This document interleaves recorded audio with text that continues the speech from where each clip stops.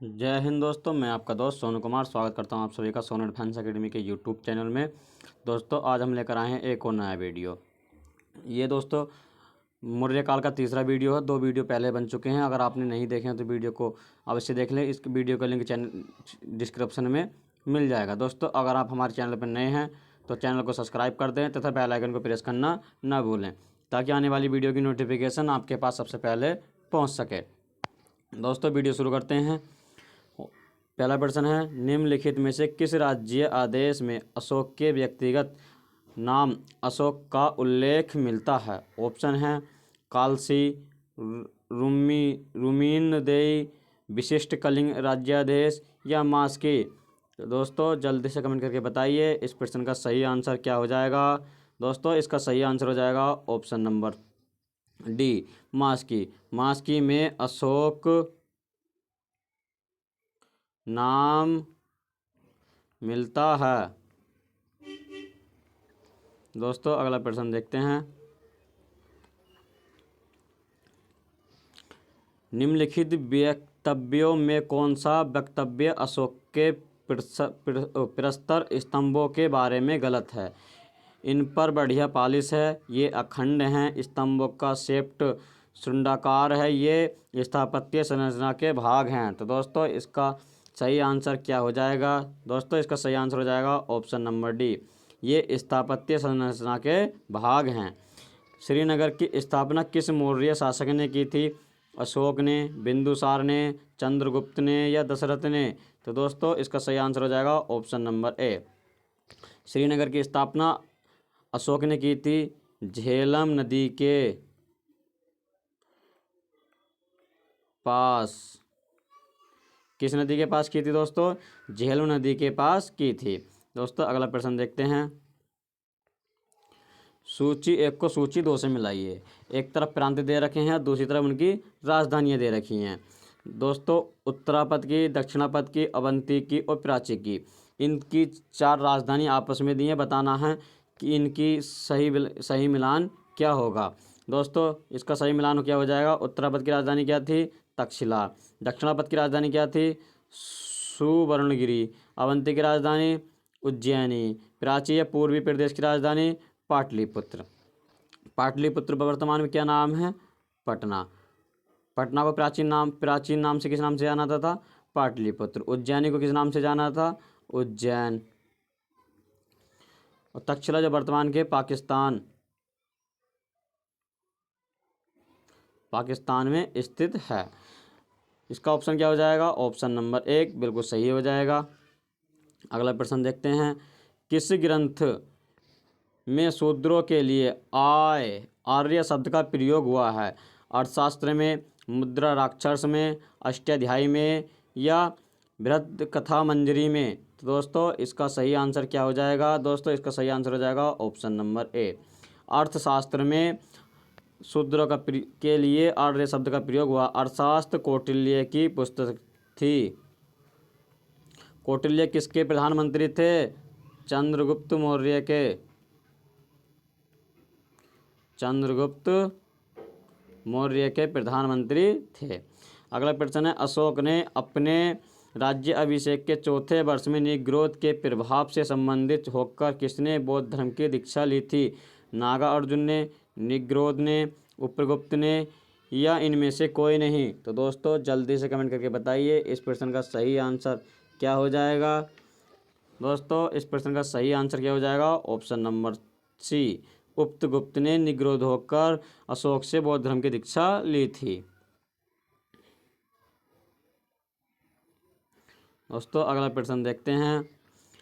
किसने पाटलिपुत्र को पोलिवराथा कहा था? मेगास्थनीज ने, स्ट्रेबो ने, प्लूटार्क ने, एरियन ने? तो दोस्तों इसका सही आंसर क्या हो जाएगा? दोस्तों इसका सही आंसर हो जाएगा मेगास्थनीज ने। मेगास्थनीज की पुस्तक क्या नाम है दोस्तों? मेगास्थनीज की पुस्तक का नाम है इंडिका। पोलिवराया दोस्तों किसको कहा था? पाटलिपुत्र को पोलिवराया पाटलिपुत्र को मेगास्थनीज ने पोलिवराथा कहा था। अगला प्रश्न है। मौर्य काल में एग्रोनोमी किसे कहा जाता था? भवन निर्माण अधिकारी को, सड़क निर्माण अधिकारी को, कृषि विभाग अधिकारी, या मापतोल का अधिकारी? तो दोस्तों इसका सही आंसर क्या हो जाएगा? सड़क निर्माण अधिकारी को एग्रोनोमी कहा जाता था। मौर्य काल में गुप्तचरों को क्या कहा जाता था? गूढ़ पुरुष, गुप्तचर पुरुष, संस्था एवं संचार पुरुष या खोजी पुरुष? तो दोस्तों जल्दी से कमेंट करके बताइए इस प्रश्न का सही आंसर क्या हो जाएगा। दोस्तों इसका सही आंसर हो जाएगा ऑप्शन नंबर ए, गूढ़ पुरुष कहा जाता था। किस श्रीलंकाई शासक ने अपने आप को मौर्य सम्राट अशोक के आदर्शों के अनुरूप ढालने की कोशिश की? महाबली ने, वीर सिंह ने, तिस्सस ने, राणा सिंह ने? तो दोस्तों जल्दी से कमेंट करके बताइए इस प्रश्न का सही आंसर क्या हो जाएगा। दोस्तों इस प्रश्न का सही आंसर हो जाएगा ऑप्शन नंबर सी, तिस्सस ने अपने आप को अशोक के आदर्शों के लिए कहा था। दोस्तों अगला प्रश्न है, किस जैन ग्रंथ में चंद्रगुप्त मौर्य के जैन धर्म अपनाने का उल्लेख मिलता है? पूर्व में, परिशिष्ट वर्णन में, अंग में या उपांग में? तो दोस्तों इसका सही आंसर क्या हो जाएगा? परिशिष्ट पर्वन में चंद्रगुप्त मौर्य के जैन धर्म को अपनाने के साक्ष्य या उल्लेख मिलता है। किस महीने में मौर्य का राजकोषीय वर्ष आरंभ होता था? फागुन के महीने में, आषाढ़ के महीने में, ज्येष्ठ के महीने में, पूष माह के महीने में? तो दोस्तों इसका सही आंसर क्या हो जाएगा? ऑप्शन नंबर बी, आषाढ़ के महीने में, यानी कि जुलाई के महीने में इनका ईयर शुरू होता, फाइनेंशियल ईयर जिसे वित्त वर्ष कहते हैं, वित्त वर्ष इनका शुरू होता था। दोस्तों अगला प्रश्न देखते हैं, निम्नलिखित में से किन किन दक्षिण भारतीय जातियों का उल्लेख अशोक के शिलालेखों में मिलता है? दोस्तों इसका सही आंसर क्या होंगे देखते हैं। चोल का मिलता है, पल्लव का मिलता है, या पांड्य का मिलता है, या सीतापुर का, या केरल पुत्र का, या विष्णु कुंड का? तो दोस्तों आप जल्दी से कमेंट करके बताइए इस प्रश्न का सही आंसर क्या हो जाएगा। दोस्तों इस प्रश्न का सही आंसर हो जाएगा ऑप्शन नंबर एक, यानी कि चोल शासकों का चोल का मिलता है, और पांड्य का मिलता है, और सती पुत्र का मिलता है, और केरल पुत्र का मिलता है, यानी कि 4 जातियों का उल्लेख मिलता है। दोस्तों अगला प्रश्न देखते हैं। अगला प्रश्न है दोस्तों, अशोक के बारे में जानने के लिए सबसे महत्वपूर्ण स्रोत क्या है? आहत मुद्रा, शिलालेख, यूनानी या बौद्ध साहित्य? तो दोस्तों इसका सही आंसर क्या हो जाएगा? ऑप्शन नंबर बी, शिलालेख। अशोक को जानने के लिए सबसे महत्वपूर्ण है कि उसके जितने भी शिलालेख है उनको सबसे पहले पढ़ना। अगला प्रश्न है, अशोक के काल में कौन सी लिपि दक्षिण भारत में परिवर्तित हुई थी, यानी कि जन्म लिया था? ब्राह्मी लिपि ने, अरमाइक लिपि ने, खरोष्टी लिपि ने, या यूनानी लिपि ने? तो दोस्तों इसका सही आंसर क्या हो जाएगा? यूनानी लिपि ने, सॉरी दोस्तों, ब्राह्मी लिपि ने दक्षिण भारत में परिवर्तित हुई थी, या ब्राह्मी लिपि ने जन्म लिया था। अगला प्रश्न है, अशोक का अभिलेख भारतीय उपमहाद्वीप के बारे में भी पाया गया है, निम्नलिखित में किस देश में यह पाया गया है? यानी कि ये कौन सा अभिलेख ऐसा है जो भारतीय उपमहाद्वीप के बारे में बताता है, या भारतीय उपमहाद्वीप भारत के बाहर पाया गया है, और किस जगह पाया गया है? पहला है अफगानिस्तान में, चीन में, बर्मा में, या नेपाल में? तो दोस्तों इसका सही आंसर क्या हो जाएगा? इसका आंसर हो जाएगा दोस्तों सही, अफगानिस्तान में। अफगानिस्तान में भी दोस्तों अशोक के शिलालेख मिले हैं। अगला प्रश्न देखते हैं, अत्यंत पॉलिश किए गए एकास्मक अशोक स्तंभ जिस पांडुरचित बालुकाश्म के एकल टुकड़ों में दक्षित किए गए हैं उसे साधारणतः कहाँ की खदानों से निकाला गया है? ऑप्शन है मिर्ज़ापुर के समीप चुनार में, लोरियानंदनगढ़ में, वाराणसी के समीप सारनाथ में, भुवनेश्वर के समीप उदयगिरी में? तो दोस्तों इसका सही आंसर क्या हो जाएगा? दोस्तों इसका सही आंसर हो जाएगा ऑप्शन नंबर ए, मिर्ज़ापुर के समीप चुनार में पाए गए हैं। अगला प्रश्न है, भारतीय लिखने की कला नहीं जानते हैं, यह किसकी उक्ति है? कौटिल्य की, प्लिनी की, प्लूटार्क की, मेगस्थनीज की? तो दोस्तों इसका सही आंसर क्या हो जाएगा? ऑप्शन नंबर डी, मेगस्थनीज ने कहा था कि भारतीय लिखना नहीं जानते हैं। अगला प्रश्न देखते हैं, किस मौर्य सम्राट ने एक विदेशी राजा सीरियस के एंटियोकस फर्स्ट से अंजीर, शराब और दार्शनिक को भारत भेजने का आग्रह किया? चंद्रगुप्त ने किया था, बिंदुसार ने किया था, अशोक ने किया था या कुणाल ने किया था?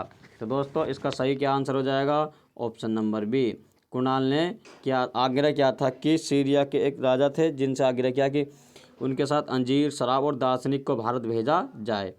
अशोक द्वारा कलिंग पर चढ़ाई की जानकारी का सबसे महत्वपूर्ण स्रोत क्या है? महावंश, दिव्यावदान या 13वां बृहत शिलालेख या 7वां स्तंभ अभिलेख? तो दोस्तों इसका सही आंसर हो जाएगा ऑप्शन नंबर सी, यानी कि 13वें शिलालेख में कलिंग के युद्ध के बारे में जानकारी मिलती है। दोस्तों अगला प्रश्न देखते हैं। बिंदुसार की मृत्यु के समय अशोक किस प्रांत का गवर्नर था? उज्जैन का, तक्षशिला का, स्वर्णगिरी का या तोसली का? तो दोस्तों इसका सही आंसर बताइए क्या हो जाएगा? दोस्तों इसका सही आंसर हो जाएगा ऑप्शन नंबर ए, उज्जैन का शासक था। किस शिलालेख में अशोक ने घोषणा की है कि सारी प्रजा मेरी संतान है? पृथक कलिंग शिलालेख, दूसरा बृहत शिलालेख, 5वां बृहत शिलालेख या बराबर गुहा शिलालेख या लेख? दोस्तों इसका सही आंसर क्या हो जाएगा? ऑप्शन नंबर ए, बृहत पृथक कलिंग शिलालेख में कहा गया है कि सारी प्रजा मेरी संतान है। तो दोस्तों इसका सही आंसर क्या हो जाएगा? ऑप्शन नंबर एक। अगला प्रश्न देखते हैं। कौन सी घोषणा युद्ध और हिंसा के प्रति अशोक के आंतरिक दुखों को स्पष्ट करती है? गिरनार शिलालेख, मनसेहरा शिलालेख, 5वां बृहत शिलालेख या कलिंग का पृथक शिलालेख?